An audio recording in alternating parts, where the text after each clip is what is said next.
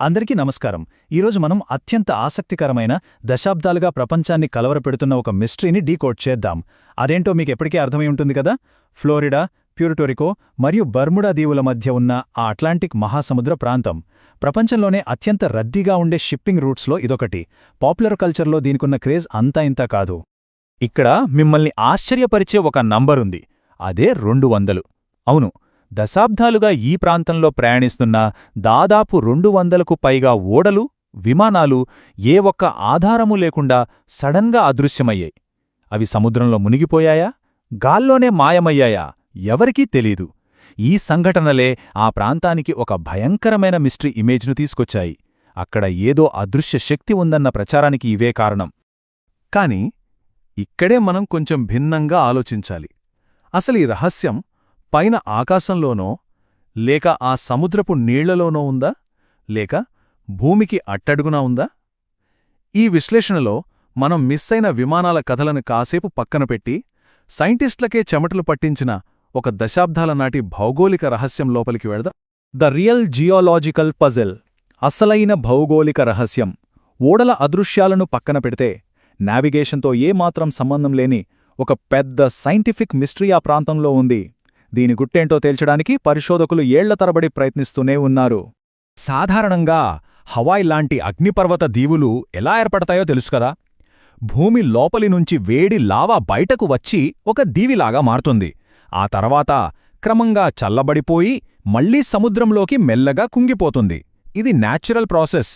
కాని బర్ముడా దీవి విషయంలో అలా జరగలేదు. గత 3 కోట్ల సంవత్సరాలుగా అక్కడ ఎలాంటి అగ్నిపర్వత విస్ఫోటనాలు జరగలేదు.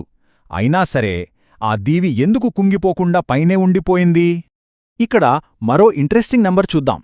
1600. ఎలాంటి అగ్నిపర్వత యాక్టివిటీ లేకపోయినా బెర్ముడా దీవి దాని చుట్టుపక్కలున్న సముద్రగర్భం కన్నా దాదాపు 1600 అడుగుల ఎత్తులో ఏర్పడి ఇప్పటికీ సగర్వంగా అలాగే నిలబడి ఉంది. కిందకెందుకు కుంగిపోవడం లేదు? ఇదే ఆ భౌగోళిక పజిల్, సైంటిస్టులకు నిద్రలేకుండా చేసిన అతిపెద్ద ప్రశ్న. Decoding deep sea seismic waves.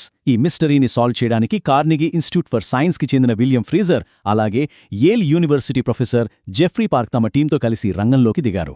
వారు స్థానికంగా ఉన్న ఒక భూప్రకంపన అధ్యయన కేంద్రం డేటాని ఉపయోగించి ఈ ఆపరేషన్ మొదలుపెట్టారు. భూమి అట్టడుగున అసలు ఏం జరుగుతోందో తెలుసుకోవడానికి వారు పక్కాగా ఒక 3 దశల ప్లాన్ వేశారు. ఫస్ట్ స్టెప్, భారీ భూకంపాల వల్ల వచ్చే డీప్ సీస్మిక్ తరంగాలను రికార్డ్ చేయడం.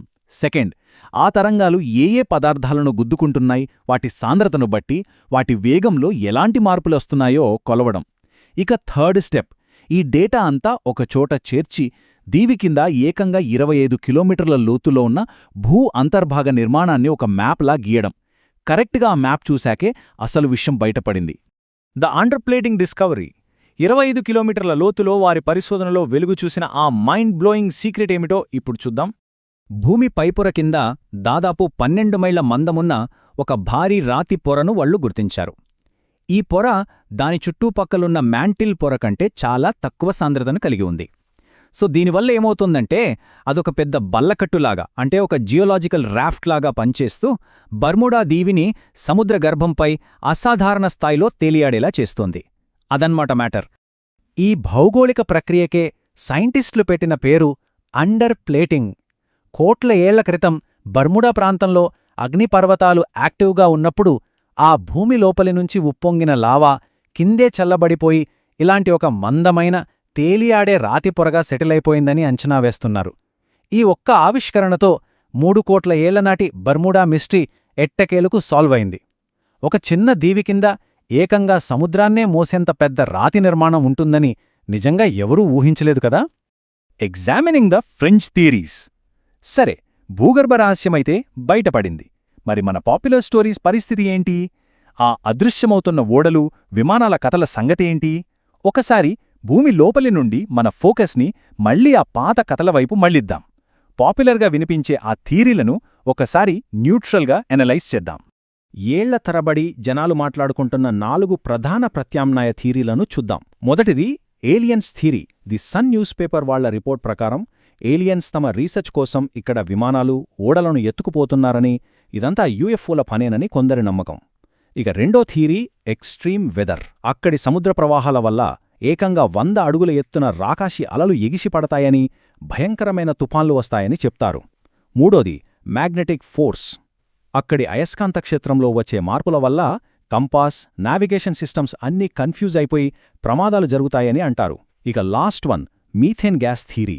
2016 నాటి ఒక స్టడీ ప్రకారం సముద్ర గర్భంలో మీథేన్ వాయువు పేలుళ్ల వల్ల ఈ అదృశ్యాలు జరుగుతున్నాయని అంటారు. ఒక విషయం మనం క్లియర్గా గుర్తుంచుకోవాలి, ఇవన్నీ కేవలం వివిధ కథనాల్లో, పత్రికల్లో చెప్పబడిన థీరీలు మాత్రమే. ఇవేవీ సైంటిఫిక్గా 100% ప్రూవ్ అయిన నిజాలు కావు.